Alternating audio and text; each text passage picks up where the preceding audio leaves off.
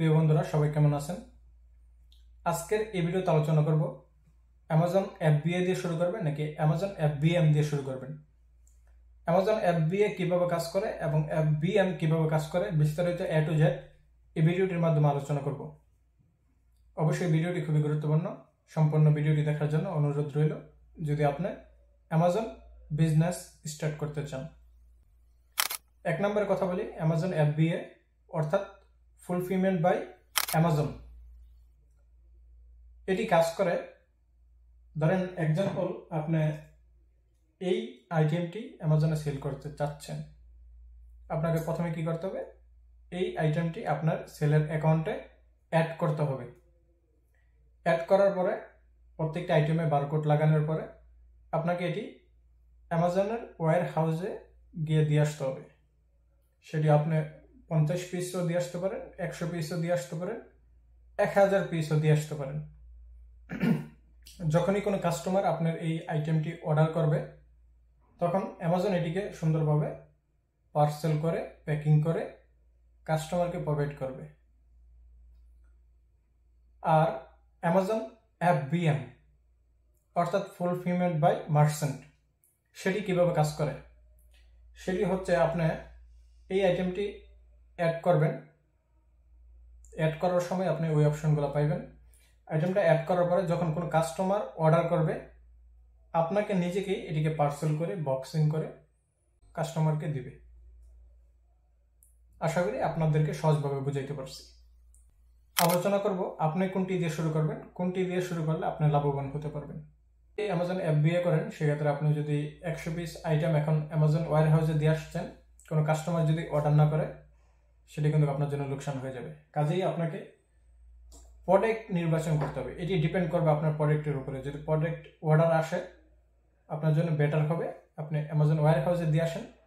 আপনি অযথা এখানে পার্সেলের চাপ নেওয়ার দরকার নেই বা কোনো কিছুই করার দরকার নেই। জাস্ট আপনি প্রোডাক্ট অর্ডার করলেন, আইটেম যদি র্যাঙ্কিং হয়ে যায় আপনার একটি আইটেমই যথেষ্ট অ্যামাজনে সফল হওয়ার জন্য।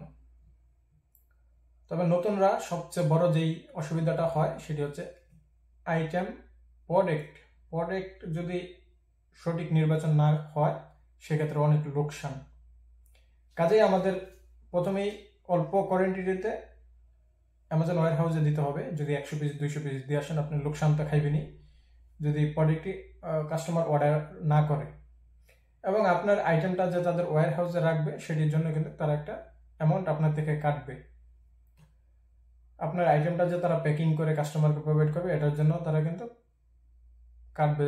যদি আপনি অ্যামাজন এফবিএম করেন সেক্ষেত্রে তেমন একটা কাটবে না, যেটা ডেলিভারি কস্ট বা তাদের যে সার্ভিস কস্ট সেটি কাটবে।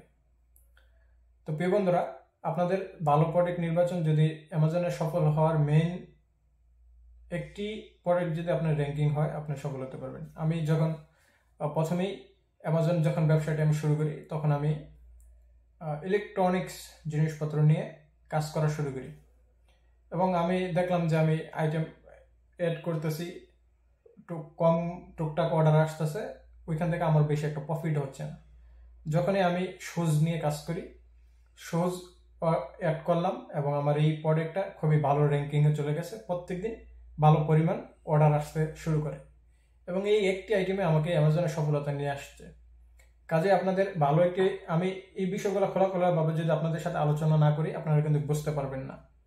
কারণ সব জিনিসই বুঝতে গেলে আপনাদেরকে সহজভাবে আমি বোঝানোর চেষ্টা করি, যেটা অন্যরা আপনাদেরকে এভাবে সহজভাবে বোঝানোর চেষ্টাটা করে না।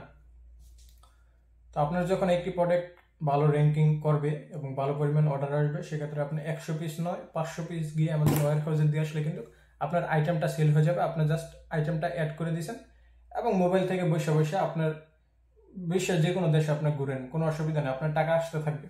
কারণ আপনার কোনো চাপ নেই, আপনার আইটেম অ্যাড করে দিয়েছেন, অ্যামাজন ওয়্যার হাউসে পৌঁছাই দিয়েছেন, সেখানে অর্ডার আসবে, তারাই কাস্টমারকে ডেলিভারি করবে, তারাই সম্পূর্ণ প্যাকিং করবে, আপনার কোনো ঝামেলা নেই। তবে এফবিএম এর ক্ষেত্রে কিন্তু আপনার সম্পূর্ণ চাপটা আপনাকেই নিতে হবে। কাস্টমার অর্ডার করবে, তারপরে এটাকে আপনার প্যাকিং করতে হবে। সব থেকে বড় সমস্যা হচ্ছে রিটার্ন। যদি কোনো আইটেম রিটার্ন করে সেক্ষেত্রে লোকসান। 1-2 পিস তো রিটার্ন হবে, এটা নর্মাল বিষয়। প্যাকিং এর সমস্যা হবে বা ড্যামেজ আইটেম হবে, বিভিন্ন কারণে রিটার্ন হতে পারে। যদি রিটার্নটার পরিমাণ বেশি হয়ে যায় সেক্ষেত্রে অনেক বেশি পরিমাণ আপনার লোকসান হবে। 100টা আইটেম থেকে যদি 1-2টা আইটেম রিটার্ন আসে অসুবিধা নেই, 100টা আইটেমের থেকে যদি 10-15টা আইটেমও রিটার্ন আসে প্রবলেম। কাজেই এরকম প্রোডাক্ট নিয়ে কাজ করতে হবে যেটা রিটার্ন কম আসবে। আপনার ওই কনফিডেন্স থাকতে হবে যে আমার এই আইটেমগুলো রিটার্ন আসবে না। রিটার্ন আসলে সবচেয়ে বড় ক্ষতিগ্রস্ত হয়ে যায় অ্যামাজনের ভিতরে। অ্যামাজন এরকম একটি ব্যবসা যাদের কোনো আউটলেট নাই, তারা বিশ্বের বিভিন্ন জায়গায় তাদের ওয়্যার হাউস খুলে রাখছে। আমরা জাস্ট ওয়্যার হাউসে আমাদের আইটেমগুলো অ্যাড করব, অ্যাড করার পরে দিয়ে আসবো তাদের কাছে, তারাই কাস্টমারকে অর্ডার করবে, কাস্টমারকে দিবে, আমাদের জাস্ট আমরা বসে বসে আমাদের অ্যাকাউন্টে টাকা আসতে থাকবে। যারা নতুন সেলার তাদের 15 দিনে একবার পুরো টাকা আসে, আর যারা পুরাতন সেলার তাদের 3 দিনের ভিতরেই কিন্তু টাকা চলে আসে। তো প্রিয় বন্ধুরা, এগুলো আপনারা FBM এবং FBA দুইটাই লাভবান, দুই কাজে ব্যবহার করে। যারা নতুন তারা আগে প্রোডাক্টটা যতক্ষণ পর্যন্ত র্যাঙ্কিং না করবে আপনারা FBM করেন। যখন আপনার প্রোডাক্টটি আপনি সফল হবেন তখন আপনারা FBA শুরু করে দেন, আপনি লাভবান হবেন। প্রিয় বন্ধুরা, আশা করি এই ভিডিওটির মাধ্যমে আমি আপনাদেরকে সহজভাবে বুঝাইতে পারছি।